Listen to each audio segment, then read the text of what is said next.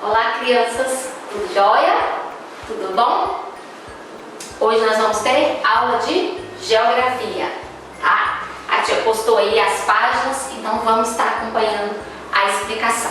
Começa lá em hidrografia. Antes de iniciar a aula, que é hidrografia. Grafia a gente sabe que é uma ciência, um estudo. Hidro vem de água. Então a hidrografia estuda as águas, seja água doce, água salgada. A hidrografia é o ramo da geografia que estuda as águas do planeta, abrangendo, portanto, rios, mares, oceanos, lagos, geleiras, água do subsolo e da atmosfera. Então, os rios. Aqui a gente colocou algumas imagens para vocês terem noção das proporções, que muda, né? Um lago, de um rio, de um córrego, do próprio mar. Então, aqui é a imagem do rio, de um riacho,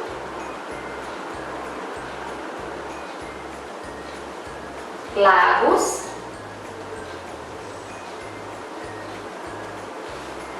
oceanos, olha que maravilha.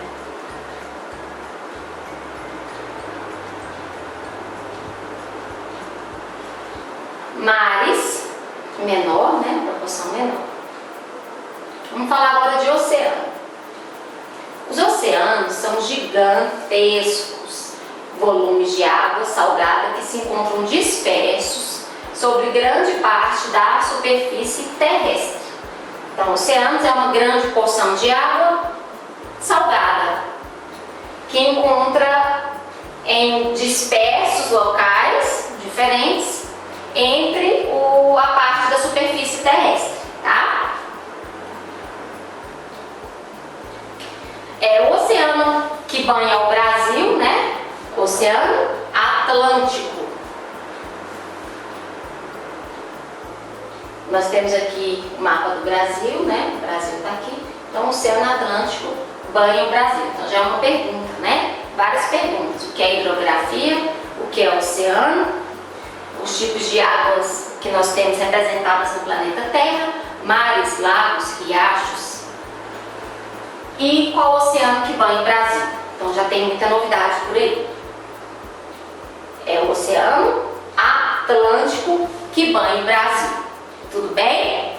Vamos lá para o outro conceito. Por que a gente está trabalhando no conceito? Porque de repente você fica mecânico, aprende aquele negócio. As porções de águas do planeta Terra. É riacho, mar, lago, rio, oceano. Mas vamos ver o significado da palavra e ver também como que é, para poder gravar melhor e ter um melhor entendimento. Vamos agora para as praias. A praia é uma faixa de terra à beira-mar, encoberta por areia ou pedras que limitam o mar, um rio ou uma lagoa, porque também tem a praia de água doce. Nós temos exemplo aqui até em Goiás, que é do Rio Araguaia, né? É a beira-mar também, localizada na costa de um país, onde é possível nadar e tomar banho de sol. O Brasil tem lindas praias. A tia deixou o mapa do Brasil aqui justamente para mostrar para vocês. Toda essa região aqui, nesse contorninho do mapa do Brasil, tudo é praia. Olha a quantidade de praia. São diferentes as regiões, né? Aqui em cima vem a região Nordeste, aí vem a região Sudeste, né? Que nós temos o Espírito Santo, Rio de Janeiro, São Paulo. Lá no Nordeste nós temos Rio Grande do Norte, temos o Ceará, Alagoas, Piauí, Pernambuco, Parnaíba, vários locais. E temos aqui a região sul, né? Paraná, Santa Catarina e Rio Grande do Sul. Então, toda essa margenzinha, quero que vocês colocarem um mapa maior, todos esses pontinhos que tiverem aqui, com essas cidades aqui, são cidades e estados que são banhados por mar, que tem praia. Tá, diz que a praia fica no litoral, Mas então vamos trabalhar um conceito também. Mas o que é litoral? É a porção de território que tem uma dimensão variável. Nós temos o litoral maior, tem o litoral menor, onde o mar e a terra interagem, dando lugar à forma de relevos, a características. Então nós temos aqui o litoral. No Rio Grande do Norte, nós temos isso assim, bem visível mesmo. Quando você vai para a parte sul, sentido João Pessoa, nós temos a oportunidade ali da divisa do Rio Grande do Norte com a Paraíba. E aí temos também aquelas falésias, diferentes características, já muda nessa divisão lá, já muda a visão da praia, entendeu? Já umas praias diferentes, a cor da areia é diferente, não é só aquela praia rasteira, igual nós temos assim na Bahia, né?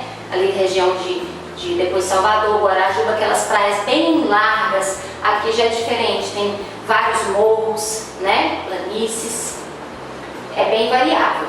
Eu peguei até uma foto de lá, não sei se vai ficar bem legível. Esse daqui é justamente ali, que bem ali tem um restaurante e tudo, que marca bem a divisão do Rio Grande do Norte com a Paraíba. E aqui você tem a oportunidade de, quando a maré está cheia, de fazer um passeio de catamarã para conhecer uma ilha, as coisas do outro lado também. Só que tem que voltar antes da maré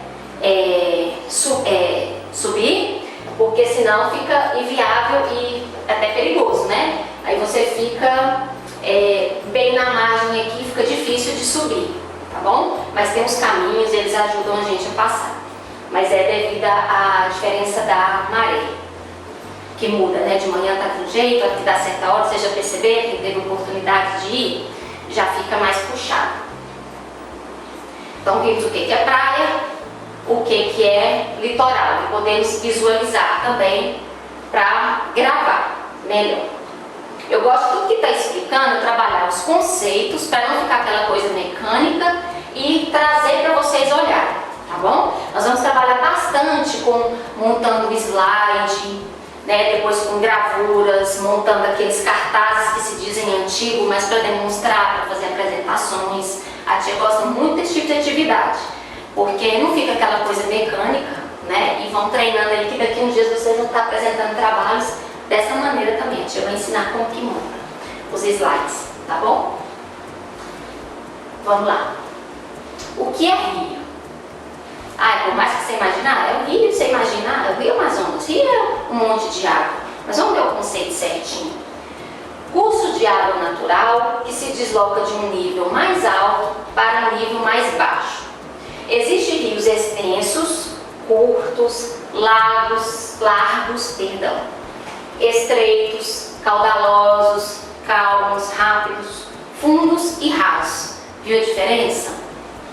Os rios são responsáveis pelo fornecimento de grande parte de água que necessitamos para sobreviver. Então, grande parte dos rios vem para a nossa sobrevivência.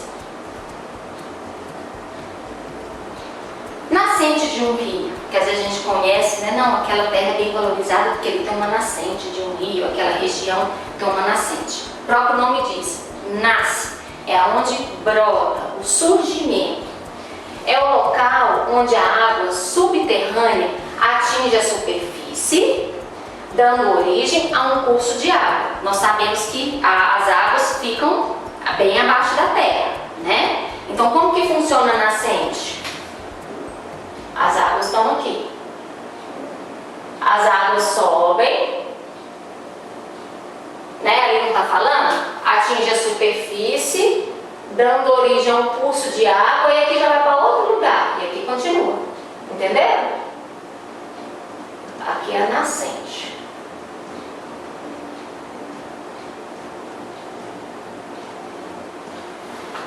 Dando origem a um curso de água. O ponto onde a água aflora é também chamado de olho d'água. Então a nascente pode ser chamada de olho d'água, de mina, de fonte, de bica ou manancial. Eu coloquei a imagem também de uma nascente Geralmente ela começa numa porção em um local menor. E aí ela vai atingindo a superfície, pegando tamanho e dando origem a lagos, a outros rios menores, tá? Então esse aqui é um modelo de uma nascente, de um rio. Vamos ver agora a relação dos seres humanos e os rios. Qual que é a importância? Que relação nós temos com os rios, né? Nós seres humanos. Os rios, ou um nome mais assim formal, os cursos fluviais, sempre foram e são até hoje um dos mais importantes recursos para a sobrevivência da humanidade, para a nossa sobrevivência.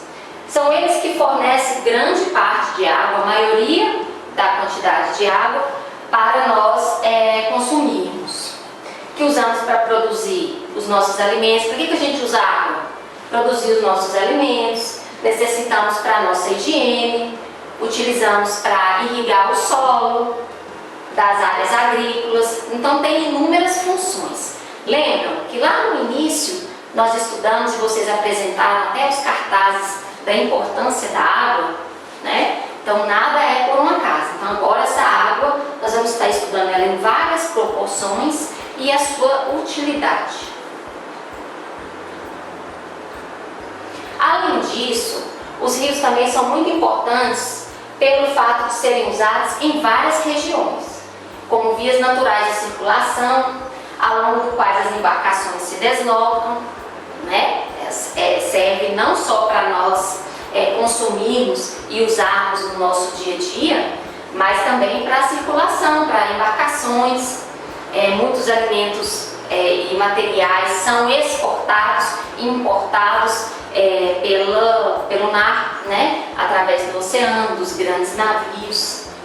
E ainda por sua utilização na produção de energia hidrelétrica. Sem esquecer da importância que ela tem para a exploração da pesca como fonte de alimento. Então, é importante para as navegações, para o transporte tanto de pessoas como dos alimentos e produtos que vão e vêm até fora do Brasil. E para a energia, né? Nossa energia, nós vamos estar estudando depois as hidrelétricas, a importância da água para a nossa energia, elas vêm de lá. E a exploração da pesca como fonte do nosso alimento. Então tem inúmeras importâncias e nós devemos estar cuidando para poder usufruir disso tudo aqui. Por isso que é importante cuidar da água, porque se parar de cuidar, isso tudo é prejudicado, né? A alimentação, os nossos cuidados, o solo não vai ficar irrigado e etc.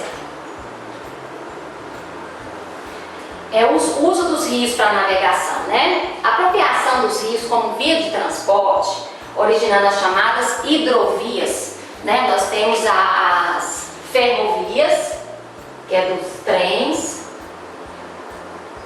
as rodovias, onde nós circulamos de uma cidade para outra, e temos as hidrovias. No mar também é assim, gente, tem a rota certa a seguir. A pessoa não vai, no navio não vai sair esse nó certo, não. Ele tem certinho aonde seguir. Existe a hidrovia, porque tem lugares que não são propícios, né? Que podem ter bancos de areia, que podem ter aquela correnteza, tudo bem? Então, hidrovias é a rota marítima das navegações. Apresenta um grande interesse do ponto de vista econômico, pois as embarcações que por elas se deslocam consomem pouco combustível em relação às toneladas de mercadoria transportada. Isso faz esse sistema de transporte ser consideravelmente mais barato que as outras alternativas, como rodovias, ferrovias e principalmente as aerovias. Eu esqueci também, um avião não sai assim. Vocês imaginam? Ia ter batida de avião se saísse. Então tem a rota certinho. Sai lá de Belo Horizonte para Brasília, tem certinho onde ele vai passar. Aí pode sair de Brasília tranquilo, sentido Salvador, que não vai nem, tá bom? Então tudo tem rota. Olha que organização, né? No ponto de vista econômico, o transporte por vias marítimas, através das hidrovias, ele sai muito mais barato, porque ele transporta material muito pesado mesmo, e o combustível é mais barato, certo? Então torna mais viável. Por isso que soja, vários tipos de produtos, né, do Brasil vão e vêm, esses com maior porte, né, que precisam de um espaço maior, vão por navios. Porque imagina levar soja no avião? Não dá. De vez em quando a gente vê na rodovia uns carros com soja, né? Elas até vão batendo nos vidros, mas é um transporte menor. Agora, para importar, para exportar, ou para ir, tipo, exemplo, tá, gente? Lá do Rio Grande do Sul, pro Nordeste, então tudo tem que ser via hidrovia, tá bom? Então, por que as hidrovias são importantes? Para o transporte de produtos, de alimentos, via marítima, através das hidrovias. Eles são também importantes porque o custo-benefício sai um custo mais barato para quem está transportando, tudo bem? E você pode levar uma carga bem pesada, que não tem problema. Agora nós vamos ver o uso dos rios para irrigação. Vamos ver primeiro. Tem um título lá, o subtítulo no nosso livro, né? O uso dos rios para irrigação, mas vamos ver o que é irrigação antes de saber o uso disso. A irrigação consiste no conjunto de técnicas desenvolvidas para se levar água às áreas de cultivo, situadas em regiões mais secas, buscando com isso compensar a insuficiência de precipitações. Vamos primeiro traduzir isso daqui. Então consiste em um conjunto de técnicas, várias formas, né, que foram estudadas para levar água às áreas de cultivo, para levar água para as plantações, situadas em regiões mais secas, buscando com isso compensar a insuficiência de precipitações. O que é insuficiência de precipitações? Pouca chuva. É só um vocabulário diferente. Então, pouca chuva, insuficiência de precipitações. Precipitações é água, tá? O uso dos rios para esse fim explica em parte a concentração histórica de um grande número de habitantes ao longo de alguns dos mais importantes rios do mundo. Então, desde anos atrás, vocês lembram que nós estávamos trabalhando na pré-história, que nós tivemos os primeiros povos, como surgiu a agricultura, onde eles se tornaram sedentários, geralmente à margem dos rios. E com isso facilitava a irrigação, a vida deles do dia a dia. Aqui a tia colocou uma imagem para vocês, né? De uma hidrelétrica, de uma barragem. Uma central hidrelétrica é uma construção arquitetônica, não é? Uma construção arquitetônica dessa daqui, situada em ambiente propício para a geração de energia. Serve para gerar energia elétrica utilizando uma fonte quase inesgotável de água. O modo de utilização da água para gerar energia se dá através do leito de um rio. O leito natural do rio é represado para se formar um espelho gigante de água, e os estudos são realizados para que a construção não destrua totalmente a arquitetura perfeita criada por Deus. Então é construída a parte arquitetônica, né? A parte de concreto, de construção. Vocês podem ver que isso aqui tudo foi preservado, né? E aqui vão circulando as pequenas represas de água, da onde já vão direto para gerar energia, certo?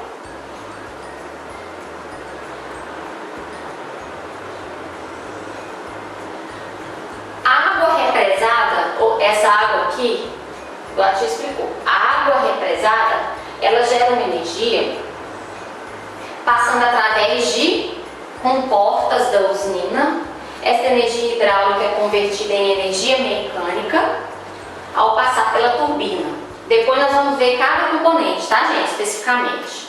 A turbina passa essa energia ao gerador, que armazena a eletricidade. A energia gerada é direcionada prontamente para uma ou mais linhas de transmissão interligadas na rede de distribuição elétrica. Para ficar mais fácil de vocês entenderem, então vamos imaginar aqui a hidrelétrica, vocês saberem que existe uma construção arquitetônica onde é preservada a área verde, onde é preservada essa parte, né? Como diz, nós somos abençoados por Deus, por essa paisagem. Então existe essa preservação, o que é importante vocês saberem, para visualizar o que é uma usina hidrelétrica. Então vocês imaginam isso aqui são as comportas, tá, gente? Tipo cano mesmo, as comportas, e a represa, onde a água é represada, tá? Ela é represada aqui para poder, já tem aquela toda transformação de energias, né? Da mecânica para energia elétrica, até chegar na luz propriamente dita, tá bom? Isso aqui é só importante vocês saberem, que vocês já conhecem, viram como é uma hidrelétrica, essa água represada, essa parte arquitetônica e as comportas. É importante saber isso daqui, só para não ficar assim vago na cabecinha de vocês.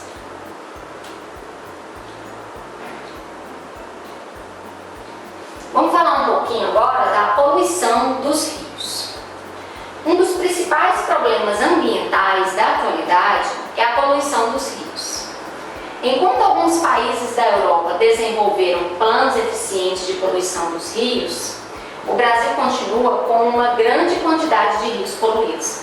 Por mais que tenha ONGs, por mais que às vezes nós fazemos a nossa parte, o Brasil continua com a maior parte de rios poluídos, devido à falta de consciência de muitos. E é um dos maiores problemas ambientais que o Brasil enfrenta. Qual é um dos maiores problemas ambientais que ele enfrenta? A poluição dos rios. Aqui uma imagem aqui, ó. E olha como esse rio está atravessando a cidade aqui. Nós trabalhamos também um pouquinho sobre poluição quando estudamos a água, né? Os principais poluidores de rios. Os principais poluidores de rios são a agricultura, os despejos das fábricas nos rios, os fertilizantes e as fontes difusas de inúmeros lugares, né? Até mesmo tem pessoas que não têm consciência, que moram ou que vão desfrutar na beira de rios, que é lata, é plástico, resto de alimentos. Então tudo isso acumula, gerando uma poluição. Os poluentes tóxicos, né, das plantações, da agricultura, então vão todos para os rios, os despejos de lixos e de esgotos, os produtos químicos das indústrias, né, como a tia falou, a extração mineira sem controle, né, a exploração do extrativismo sem um determinado controle e o abandono de minas a céu aberto.